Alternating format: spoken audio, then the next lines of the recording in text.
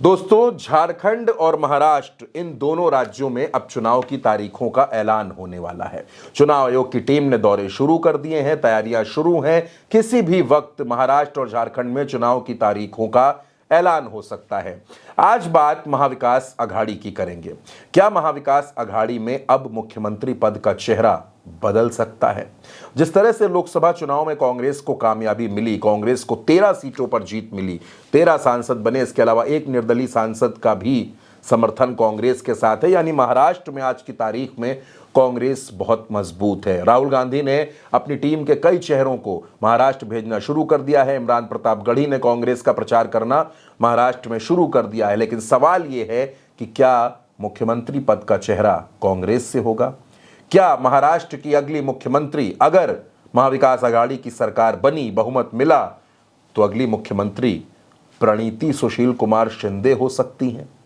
दोस्तों, प्रणीति शिंदे लंबे वक्त तक विधायक रही हैं, अब वो सोलापुर से सांसद हैं। उनके पिता केंद्र की सरकार में मंत्री रहे, महाराष्ट्र के मुख्यमंत्री रहे सुशील कुमार शिंदे। और प्रणीति शिंदे को राहुल और प्रियंका का बेहद करीबी माना जाता है। अब आपके जहन में यह सवाल होगा कि अचानक प्रणीति शिंदे का नाम ऊपर कैसे आ गया, या कांग्रेस से मुख्यमंत्री होगा, ये चर्चा कहां से शुरू हो गई?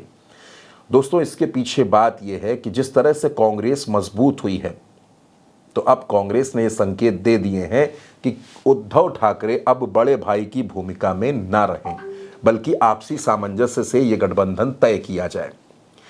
अब दोस्तों, महाराष्ट्र में एक बड़ा फैक्टर शरद पवार भी हैं। जाहिर सी बात है कि शरद पवार के मुख्यमंत्री बनने की कोई इच्छा नहीं है, लेकिन उनकी इच्छा अपनी पार्टी को मजबूत करने की है।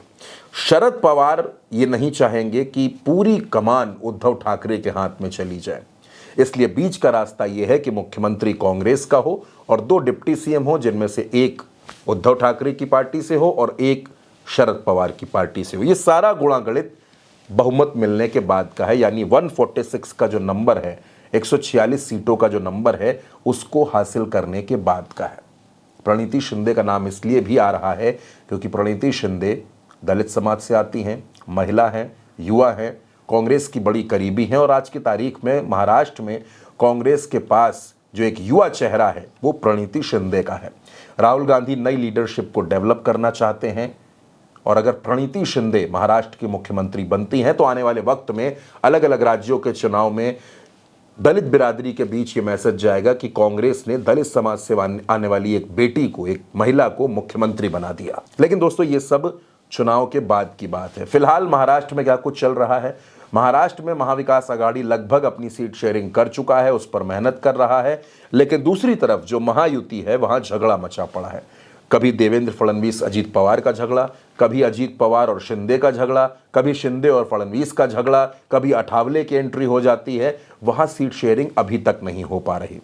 अब दोस्तों, महाराष्ट्र में मुंबई के जो भाजपा के अध्यक्ष हैं आशीष शेलार, उन्होंने एक बयान दिया। उन्होंने कहा कि बीजेपी 208 सीटों पर लड़ेगी और हम बंटवारे के लिए सिर्फ 80 सीटें रखेंगे, जबकि एकनाथ शिंदे, जी हाँ दोस्तों, एकनाथ शिंदे 100 सीटों पर लड़ना चाहते हैं, अजीत पवार 80 से 90 सीटों पर लड़ना चाहते हैं, जबकि बीजेपी खुद 170 से 180 सीटों पर लड़ने की बात कर रही है।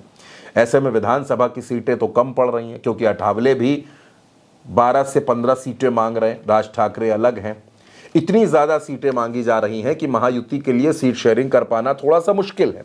लेकिन जिस तरह से लोकसभा चुनाव का परिणाम आया, कांग्रेस को अनुमान से ज़्यादा, उम्मीद से ज़्यादा अच्छी सीटें मिली, लोकसभा में नेता विपक्ष का पद मिला, उससे कांग्रेस के हौसले दोस्तों बुलंद हैं। और राहुल गांधी, प्रियंका गांधी को ये लगता है कि वो मेहनत करके महाराष्ट्र में अपनी सरकार बना सकते हैं और लंबे वक्त के बाद महाराष्ट्र में मुख्यमंत्री कांग्रेस का हो सकता है। अब दोस्तों, जाहिर सी बात है कि अगर कांग्रेस उद्धव ठाकरे को ये ऑफर देती है कि वो अपने बेटे आदित्य ठाकरे को डिप्टी सीएम बनवा लें, शरद पवार को ये ऑफर मिलता है कि वो अपनी पार्टी से एक डिप्टी सीएम बनवा लें, तो कोई बहुत बड़ी आपत्ति नजर नहीं आती और कांग्रेस अपना मुख्यमंत्री बना ले। अगर दलित समाज से मुख्यमंत्री हुआ, एक महिला मुख्यमंत्री हुई, तो कांग्रेस के लिए ये एक बड़ी ताकत देने वाला फैसला हो सकता है। अब उद्धव ठाकरे क्या इस ऑप्शन पर मान जाएंगे? क्या शरद पवार मान जाएंगे? ये सवाल बड़ा है दोस्तों, अहम है दोस्तों। लेकिन जिस तरह से महाराष्ट्र में सियासी करवट बदल रही है और कांग्रेस जिस तरह से खुद को मजबूत कर रही है, और बड़ी बात यह भी है दोस्तों कि हरियाणा और जम्मू कश्मीर का परिणाम आने के बाद अगर कांग्रेस हरियाणा में सरकार बनाने में कामयाब होती है, जम्मू कश्मीर में सरकार बनाने में कामयाब होती है, तो महाराष्ट्र में कांग्रेस का दावा और मजबूत होता है और वो और मजबूती के साथ और ताकत के साथ अपनी बात रख सकती है, मुख्यमंत्री पद पर दावा कर सकती है। हालांकि एक फॉर्मूला इसमें और है दोस्तों, वो फॉर्मूला ये है कि जिसकी सीटें ज़्यादा आएंगी उस हिसाब से भी मुख्यमंत्री और उप मुख्यमंत्री तय किए जा सकते हैं। यानी कोई बड़ी बात नहीं होगी कि मुख्यमंत्री पद पर प्रणीति शिंदे कांग्रेस की तरफ से चेहरा हो सकती हैं। सुशील शिंदे भी यही चाहेंगे दोस्तों। अब सुशील शिंदे गांधी परिवार के बेहद करीबी हैं और जिस तरह से पिछले 3 से 4 महीनों में प्रणीति शिंदे अचानक महाराष्ट्र की राजनीति में चर्चा में आई हैं, महाराष्ट्र की राजनीति में उनके बारे में बात होने लगी है, उसके बाद से ये बात सियासी फिजाओं में है कि कांग्रेस प्रणीति शिंदे को बड़ी जिम्मेदारी दे सकती है। तो महाराष्ट्र के चुनाव में क्या कुछ होगा, मुख्यमंत्री किसका होगा किसका नहीं होगा, ये तमाम चर्चाएं अभी चल रही हैं। फिलहाल इंतजार इस बात का है कि महाराष्ट्र में चुनाव की तारीखों का ऐलान कब होता है। दोस्तों, इस खबर पर आपकी जो भी राय हो, आपकी जो भी प्रतिक्रिया हो, हमें कमेंट बॉक्स में जरूर दीजिएगा और उल्टा चश्मा यूसी को सब्सक्राइब जरूर करिएगा।